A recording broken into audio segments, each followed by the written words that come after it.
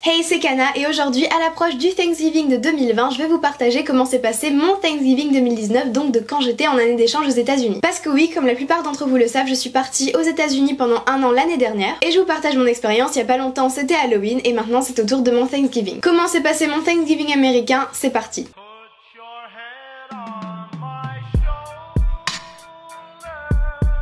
Je ne vais pas vous parler des origines de cette fête parce que c'est fait et refait, qu'on en a tous déjà bouffé en cours d'anglais et aussi parce que j'ai la flemme. Les vraies origines sont douteuses, donc tout ce que vous avez à savoir sur Thanksgiving, c'est qu'on se réunit en famille, qu'on est reconnaissant pour ce que l'on a, qu'on regarde du foot et qu'on mange beaucoup. Non, je rigole. Le jour de Thanksgiving de 2019, alors qu'on ne savait même pas ce que le mot coronavirus voulait dire, alors qu'on ne connaissait pas l'existence et la possibilité qu'il y ait une pandémie mondiale qui éclate. Bref, quand tout allait bien dans nos vies, moi et ma famille d'accueil, on se préparait tranquillement pour aller à Thanksgiving. Comme tous les matins de fête dans ma famille d'accueil, dans laquelle l'organisation n'est pas le maître mot, c'est le bordel. Ça court partout, faut préparer des trucs de dernière minute, on se prépare, on a à peine le temps de se doucher, bref, c'est la merde. Par je ne sais pas trop quel miracle, au final, on est arrivé à se mettre dans notre voiture. Du coup, ma mère d'accueil, ma grand-mère d'accueil, ma soeur d'accueil et mon frère d'accueil et moi. Sur la route, on a croisé une oie chelou qui voulait absolument pas bouger de notre chemin, je sais pas ce qu'elle foutait là, mais en tout cas, on l'a presque touchée avec notre voiture, on a failli l'écraser, mais au final, elle a bien voulu partir. Parce que oui, à la période de Thanksgiving, des dindes, il y en a à peu près partout. Donc dans les bois, dans les maisons, dans les rues, vraiment, elles se prennent pour des lapins, elle est comme si c'était un animal qui était legit de se balader en pleine nature comme ça, en mode coucou, on est des dindes, on est là. Bref, moi forcément, ça m'a surprise parce que j'y suis pas du tout habituée, mais eux, clairement, c'était leur quotidien. Donc bon, voilà, j'étais contente, eux ils étaient en mode ouais bon, une dinde quoi. Dans la voiture on met de la musique cliché américaine sur le trajet. Ok, salut, donc là c'est Thanksgiving, on est dans la voiture pour aller voir la famille. Guys. Oh, hi. Hi! Ça va, bon Thanksgiving? Ça va, bon Thanksgiving? Et on arrive, on sort de la voiture, il faisait extrêmement froid, comme un automne en Pennsylvanie j'ai envie de dire, mais toujours est-il qu'on arrive dans la maison de ma tante et que tout était rempli de nourriture. You guys have turkeys in France? I mean we do, but they're not that big.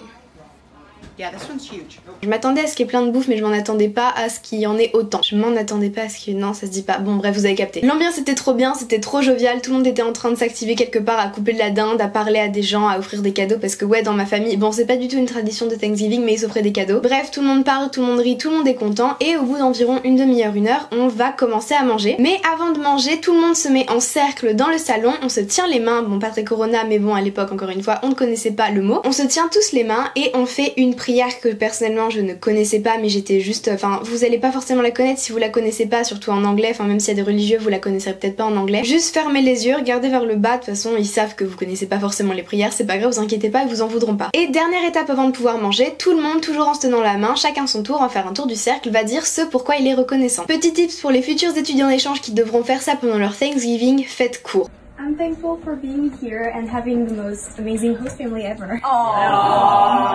Too long. Et si vous avez pas d'inspi, dites tout simplement I'm grateful to be here with you all, c'est un given. Après ça, bien entendu, tout le monde commence à se servir, on commence à manger et là c'était génial. La dinde, le stuffing, les tartes, les pommes de terre, les mac and cheese, les brownies, plein de plats, une ribambelle de plats partout autour de moi, je savais plus où donner de la tête, la sauce était super bonne, la dinde, la meilleure dinde que j'ai mangée de ma life, c'était trop bon et même à Noël je mange pas autant. Et à chaque fois que tu crois que tu vas pouvoir arrêter de manger, quelqu'un te dit oh il faut que tu goûtes ça, faut aussi que tu manges ça, oh reprends-en un petit peu de ça, faut finir les restes, etc.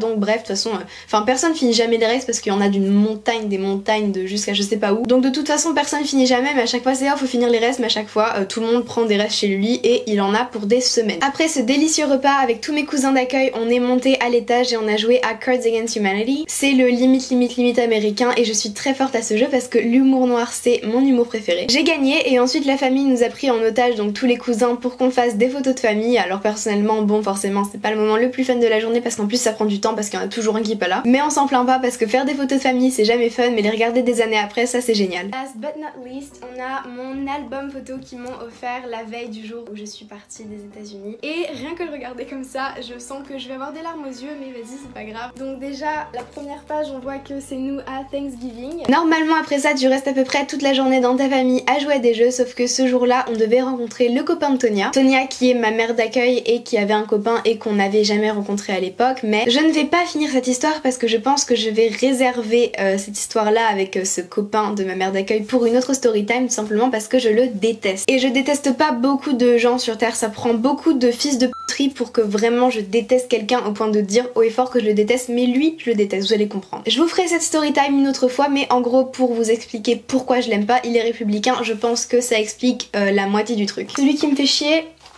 vous savez où vous allez aller. Donald Trump.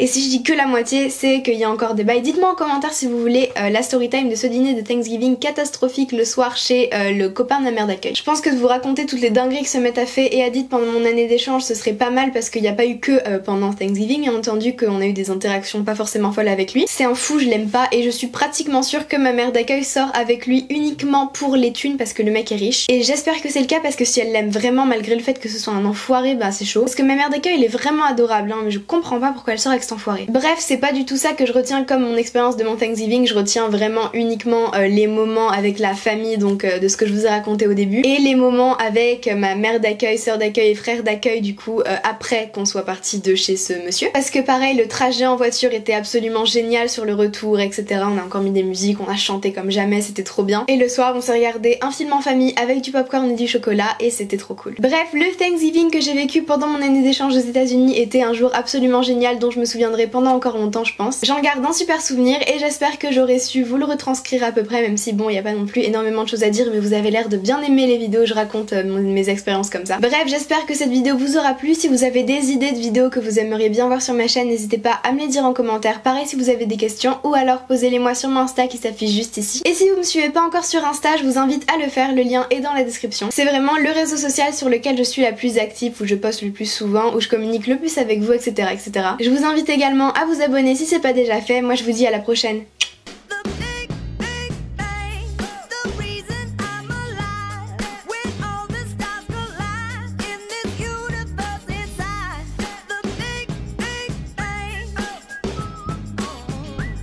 The